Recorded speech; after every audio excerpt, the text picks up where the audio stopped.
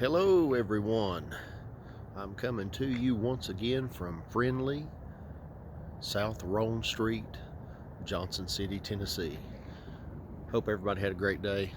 I was able to gig work for 5 hours today. I was busy with a lot of other things, but in 5 hours of gig work that I was able to squeeze into my busy day, got $110 out of it. $22 an hour, I'm satisfied with that and thankful for it. I want to talk to you about service animals and my experience with service animals in the time that I have been driving for Uber and Lyft. I spent some time today while I was waiting on my other vehicle to be serviced, had some time to read and refresh and brush up on the Uber policies and procedures and all of that good jazz pertaining to service animals. And of course, we're not supposed to, as drivers, decline service or cancel a ride because of a service animal. And I just want to give you what my experience has been with service animals.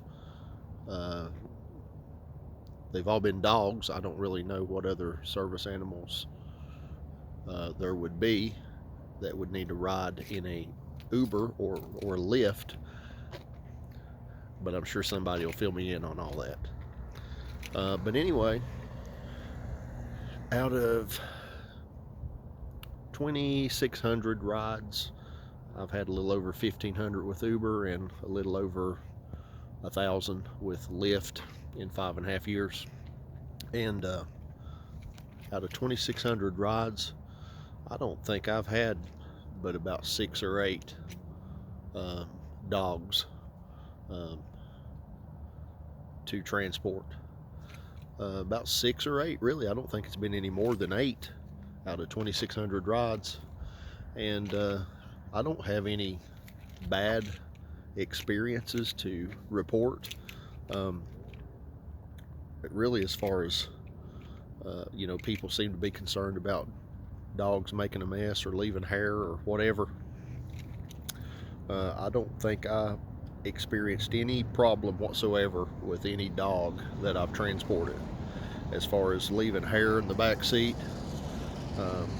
passengers with pet hair on their clothing have left more hair than the actual dogs that I've transported.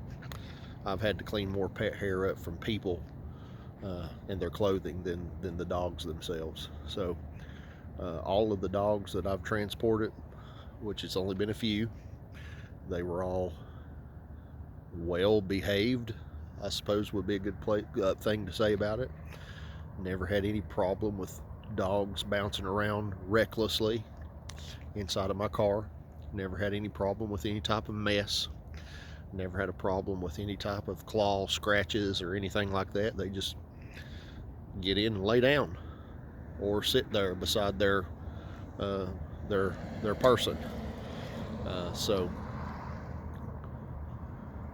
I've had a couple of dogs that I think probably were not service animals, that the passenger was simply transporting back and forth to their vet appointments.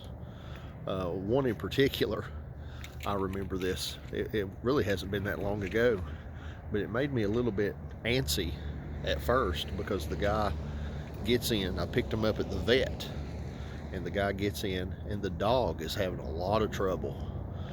Beautiful black dog, pretty good sized dog. Not huge or anything, but it wasn't some little miniature schnauzer or anything like that. But the dog's having some trouble. And the guy explains to me when he finally gets the dog inside the back seat of the car, oh, she just had surgery, man. She just had surgery. She's got an incision. And I'm thinking, oh no, this dog is going to be bleeding all over the back seat of my vehicle. But to make a long story short, that didn't happen, thankfully. There was no sign of anything like that, so it was no problem. I just had a little moment of anxiety there when he told me that the dog had just had surgery. And two, I mean, I think they recommend that we carry like a blanket with us for the dogs to lay on. I haven't done that. I just got me some new seat covers for my new vehicle. I had seat covers in the other one that I used, and that's all that I've done is just use the seat covers. Personally, for me, I would probably be well advised to have a blanket with me, and maybe I'll get one. I just haven't done it yet because I just don't want to have to store a blanket in my vehicle.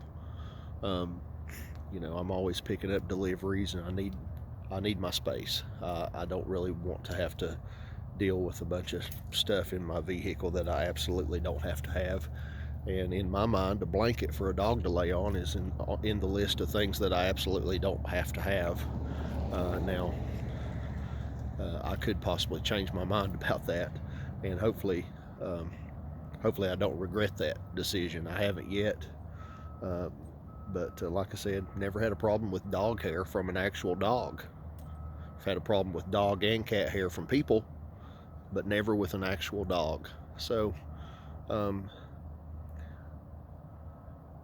don't know what benefit this video might have to you. Maybe it would be someone out there is wondering about what the experiences of other drivers might be. Maybe you've had anxiety. Maybe you don't know what to think or do when it comes to, maybe you've just been nervous about transporting service animals, and perhaps this will kind of help put some of that to rest a little bit. Now, I don't have any horror stories. I'm sure there's people out there that do. Some of them may come in and comment under this video and tell us about it, and that's fine. I'd be interested in hearing your experience with service animals, but just sharing with you mine. It's no big deal. They're so rare for me. It's just not anything that's really an issue. But anyway, be that as it may, that's my 2 cents worth on the matter. Have a great night. Feel free to discuss this in the comments. Bye now.